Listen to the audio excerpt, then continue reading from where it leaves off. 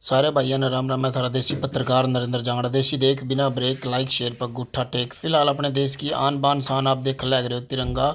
और इस वक्त जो है हम आयुष्मान हॉस्पिटल में मौजूद है, जहां पर हर साल जो है जितने भी अपने रिटायर्ड फौजी है उनकी मीटिंग होया करे, वार्षिक मीटिंग इसने बोलिया करा। और ये फिलहाल जो आप लाइव तस्वीरें देख लग रहे हो इस गाड़ी में, जो है मैं बता दूं आपने, जो मुख्य अतिथि है मेजर जनरल शरद कपूर जी जो है मुख्य अतिथि के रूप में आज इस मीटिंग में जो है आए हैं। जो ये देख सको फिलहाल जो स्वागत उनका किया जा लग रहा है। भाई इस वीडियो ने जो आप ज़्यादा से ज़्यादा शेयर ज़रूर करें, क्योंकि शेयर करनी इसलिए ज़्यादा ज़रूरी है, जितने भी रिटायरमेंट वाले जो अपने फौजी है साथी है उनको ज़्यादा से ज़्यादा इस चीज़ का पता लगे कि जो मीटिंग चल रही है आयुष्मान हॉस्पिटल में, जो पूर्व सैनिक कल्याण जिला पानीपत इकाई द्वारा जो वार्षिक यानी कि हर साल करवाई जावे है, इसमें जो है सरकार पे जो है जितनी भी डिमांडें जो रिटायर्ड फौजियों की होती है उनके लिए काम किया जावा है लगातार। और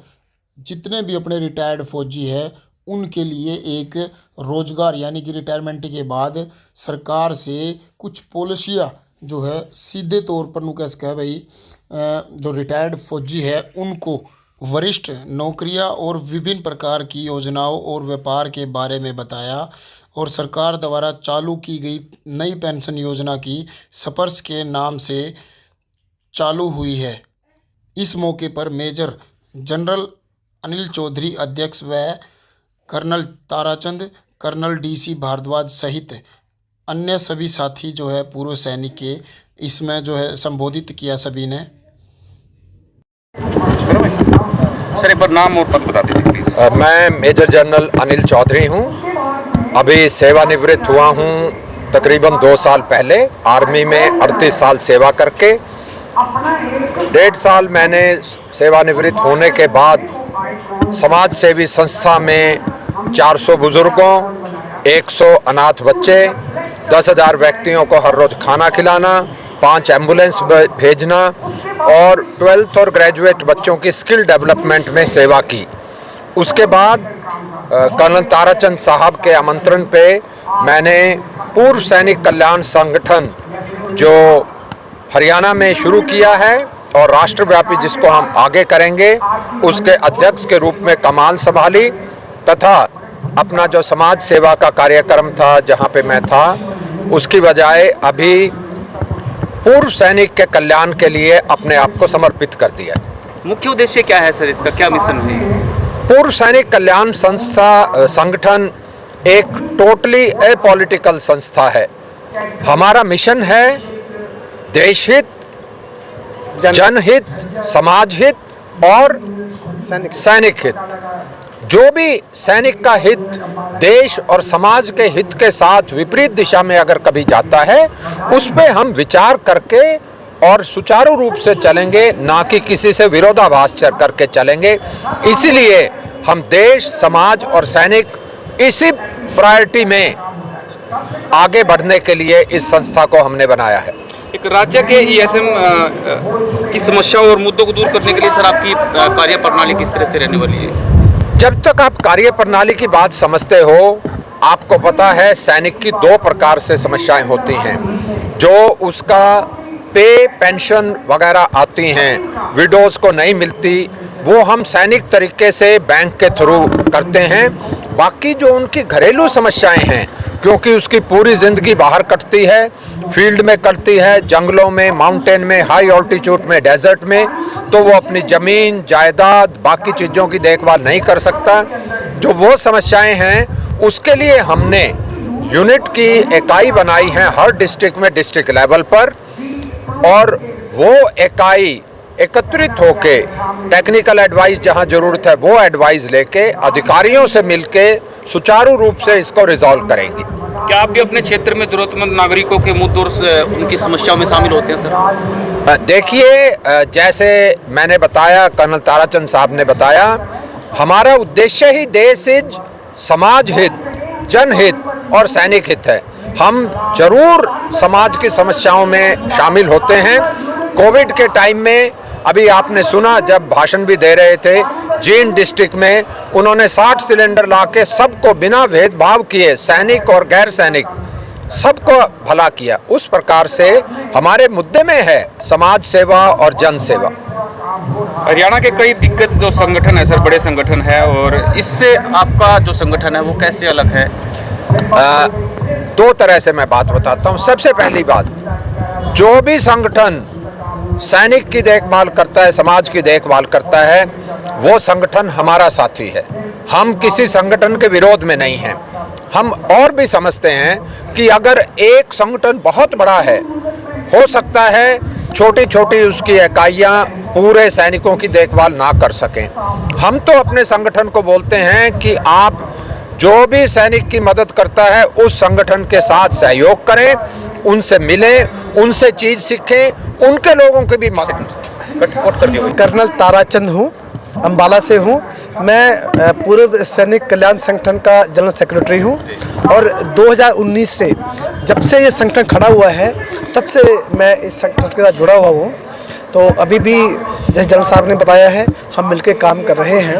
और आपका जो प्रश्न था कि जो बाकी पूर्व सैनिक की जो यहाँ पर संस्थाएं हैं उनसे हम किस तरह से भिन्न हैं, ज़्यादातर संस्थाएं जो है हरियाणा में उनकी कोई ना कोई पॉलिटिकल अलाइनमेंट है, किसी ना किसी राजनीतिक पार्टी के साथ वो जुड़े हुए हैं। हमारा एक संगठन ऐसा है, हमारी कोई पॉलिटिकल अलाइनमेंट नहीं है, हम टोटली अपॉलिटिकल है, जैसे जनरल साहब ने कहा था।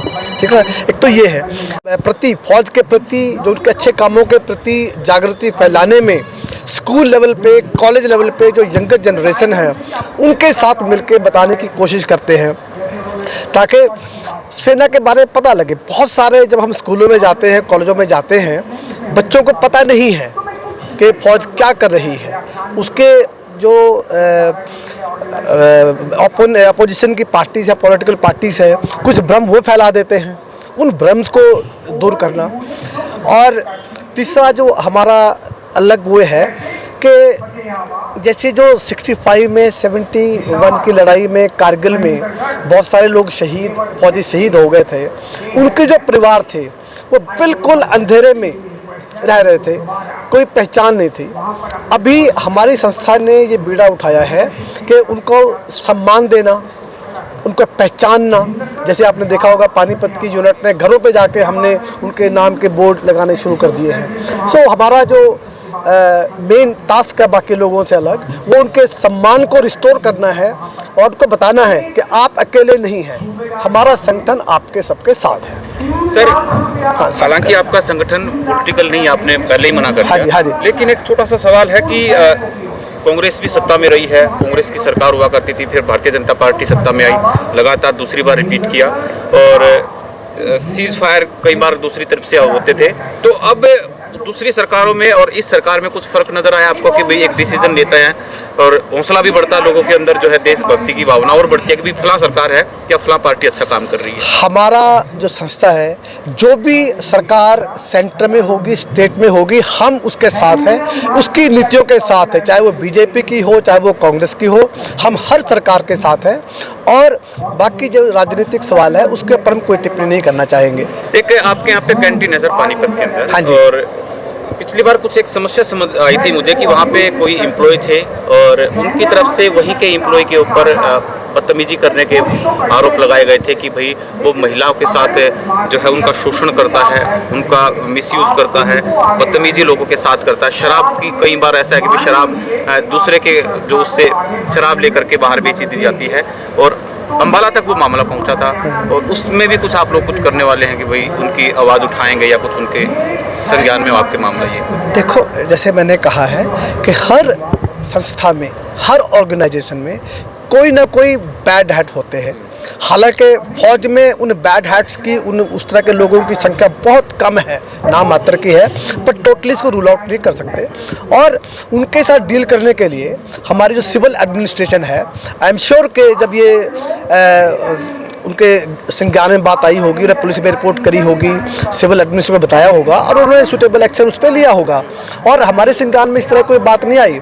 लेकिन अगर हमारे पूर्व सैनिक इस तरह की शिकायत हमें करते हैं, यस हम उनकी तहकीकात करने की कोशिश करते हैं और जो सिविलियन अथॉरिटीज़ हैं, संबंधित अथॉरिटी है, उनके पास जाकर के उस प्रॉब्लम को रिजॉल्व करने की कोशिश हम करते हैं। एक छोटा सा और आखिरी सवाल है सर। हाँ जी। मुझे नहीं पता कि आपकी उसमें जो पेंशन की क्या योजना है, पर कुछ यहाँ पे पूर्व सैनिक के परिवार थे, उनसे मैं बातचीत कर रहा था। उनकी तरफ से कहा गया कि जब तक हमारे रिटायर होने के बाद जब हमारे परिवार का सदस्य है उनकी डेथ हो जाती है तो उनकी विधवाओं को पेंशन जो है उनकी आधी कर दी जाती है, सब कुछ है। और उनकी तरफ से कहा गया कि पूरी पेंशन वो कंटिन्यू रखनी चाहिए उनके जाने के बाद। ये गवर्नमेंट की बहुत पहले से पॉलिसी है, सेंट्रल गवर्नमेंट की पॉलिसी है, मिनिस्ट्री ऑफ डिफेंस की पॉलिसीज है और इनके बारे में हमारी संस्था कुछ नहीं कर सकती है, क्योंकि हाँ अगर किसी की पेंशन नहीं आ रही है, उसमें कुछ अड़चनें आ रही हैं, उसको हम ज़रूर हेल्प करते हैं। पर कितनी पेंशन देनी है वो हम सबको पता है, क्या फार्मूला है। अगर उस फार्मूले के मुताबिक टाइम से पेंशन आ रही है तो उसके बारे में उसको कम ज़्यादा करना हम नहीं कर सकते हैं। लेकिन अगर किसी की पेंशन किसी गलती के कारण कम हो रही है, जैसे मेरे पास एक केस आया था कि जब वो जेसीओ रिटायर हुआ तो उस वक्त उसकी कुछ हिस्सा 50% हिस्सा कम्यूट कर दिया गया। उसके बाद 2011 में पेंशनें बढ़ी तो दोबारा से उसका जो कम्यूटेशन वैल्यू है 2007 से उसका रिकवर कर लिया गया, जो कि गलत था। जब हम लोग रिटायर हुए हैं उस वक्त जो हमारी पेंशन थी उसका 50% हमने कम्यूट कराया है और उसके बाद जो पेंशनें बढ़ रही हैं वो पूरा हमको मिल रहा है। सो इस तरह की जो प्रॉब्लम है वो हम मिलकर के अपने जो आर्मी हेडक्वार्टर है, ऊपर वाले हेडक्वार्टर हैं, PCDA इलाहाबाद है, उनसे मिलकर वो हम हल करने की कोशिश करते हैं। पूरे अपने वहाँ पे जाएं, अपने बच्चों के साथ बैठे, वो देवनागरी में मतलब हिंदी में उसमें लिखा हुआ है, तो आपसे मैं रिक्वेस्ट करूंगा कि आप उसको कर लीजिए। हमने काफी इनिशिएटिव हरियाणा में लिए हैं। मेरे ब्रिगेडियर भारद्वाज, हमारे 5 ऑफिसेज हैं पुराने कमांड्स के साथ जुड़े हुए, तो हमारे ऑफिसेज में वो ब्रिगेडियर रैंक का ऑफिसर गवर्नमेंट ऑफ इंडिया से पोस्ट हुआ है, इंडियन आर्मी से। तो मैं चाहूँगा कि आप उनके साथ जुड़े, अपनी प्रॉब्लम्स को वहाँ दें। अगर वो नहीं भी हैं हमारी, हम उनको दूर तक लेके जाएंगे। जैसे मैं कुछ चीज़ें बताऊंगा आपको कि अभी पिछले हफ्ते ही उनको मैंने रिक्वेस्ट करी और सबको डायरेक्शन दी थी या रिक्वेस्ट करी, तो वो सब गए और उन्होंने ESM चीफ सेक्रेटरी से मीटिंग करी। तो चीफ सेक्रेटरी हरियाणा के साथ मीटिंग करने के बाद उनको सुझाव दिया कि आप स्टेट में ESM कॉरपोरेशन बनाइए, जो कि बहुत जरूरी है, जिससे कि कई चीजें आपको एकदम आने लग जाएंगी। क्योंकि कुछ स्कीम्स ESM कॉरपोरेशन के थ्रू जो मैंने रोल मॉडल देखे उत्तराखंड में, यूपी में बहुत अच्छे चल रहे हैं। तो अगर आप एसोसिएशन में हमारे साथ जुड़ते हैं, हो सकता है यही कल को कॉरपोरेशन में कन्वर्ट हो जाए चीफ सेक्रेटरी के साथ। एक और चीज जो हम दिल्ली में देख रहे हैं वो है मदर डेयरी स्कीम, जो कि एक्स सर्विसमैन को मिलती है। मैंने इसी तरीके से बीटा और वेरका वालों के लिए कहा, जैसे ही चीफ सेक्रेटरी साहब को बताया गया, आप देखिए कितने हमारी इज्जत रखते हैं ये लोग, आप लोगों को ये चीजें देखनी चाहिए। उन्होंने इमीडिएटली फोन उठाया और सीधा MD को रिंग किया है और वर्बली तय हो गया कि 10% बीटा के बूथ एक्स सर्विसमैन को दिए जाएंगे। अभी सिर्फ इसमें कार्रवाई सिर्फ जैसे ही पेपर साइन, मतलब आपको मालूम है हर चीज में जैसे बोर्ड बैठता है, ये बैठता है, जब हो जाएगा तो ये रोल आउट हो जाएगी।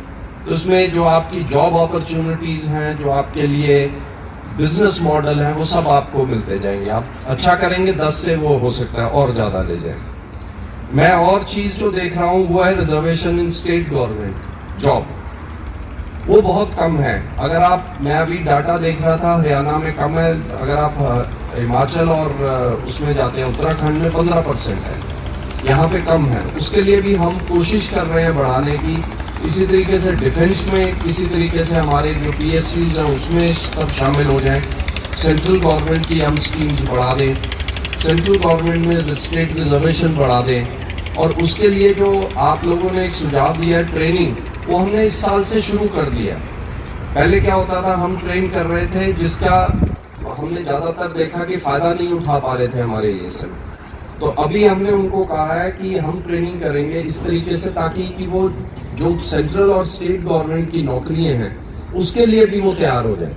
तो वो गवर्नमेंट ऑफ इंडिया कर रही है। इसके लिए हम शुक्रगुजार हैं गवर्नमेंट ऑफ इंडिया के, हमारे सेक्रेटरी साहब वगैरह के, जिन्होंने इस चीज़ को इमीडिएटली मान लिया, क्योंकि हाँ ये एक बहुत इम्पोर्टेंट चीज़ है।